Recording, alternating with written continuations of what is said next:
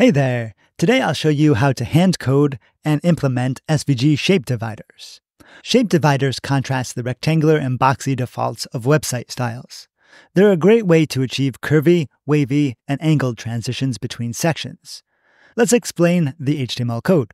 In the HTML body, we have 3 div containers. Each has the class, section, and a unique ID above, middle, and below. I wrote the ID in each div container, so it's visually easy to see which section is which. Let's explain the CSS code. The body has no margin, a bigger font size, a dark gray background, and white text. The section class gives each div container some padding. The above container has a black background, and the below container has a purple background. Removing those colors reveals the trick. The shape dividers are part of the middle container and match the color of its neighbors. The above and below containers also have a negative margin to balance the extra visual distance that is added by the shape dividers. The magic is in the middle container, where we declare multiple values in a single background image property, all to avoid needing to layer multiple containers, creating extra HTML markup. The linear gradient is the last value and displays behind the other background values. The shape dividers are these code blobs, known as data URIs, which allow us to place SVG code right in the CSS. I got this shape divider off my website, svgbackgrounds.com. I released a bunch of shape dividers, 40 are free.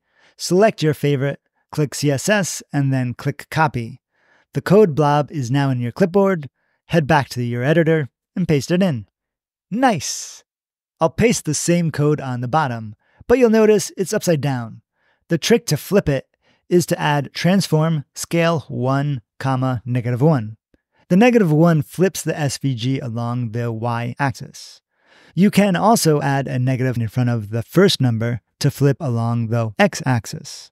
Lastly, make sure the fill color matches the bottom div container.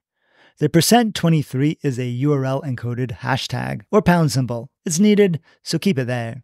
Moving on, we need to specify background repeat, no repeat, to avoid the background turning into a pattern. Background position orients the first background to the top, the second background to the bottom, and the third background to the center. You can use a single value for multiple backgrounds, but in this case, the results are unwanted. We give generous top and bottom padding so the content stays off the shape divider. Lastly, the position property has a default value of static, which places the below container visually on top of the middle container. We want the middle container on top, and we get that with position relative. There you have it. I showed you one of the easiest methods to integrate shape dividers, but it has limitations such as the containers above and below need to be solid colors. In one of my next videos, I'll teach you a more robust method using masks. That way, all the containers can have backgrounds that are photographs or gradients. It won't matter. Stay tuned, and I'll catch you next time.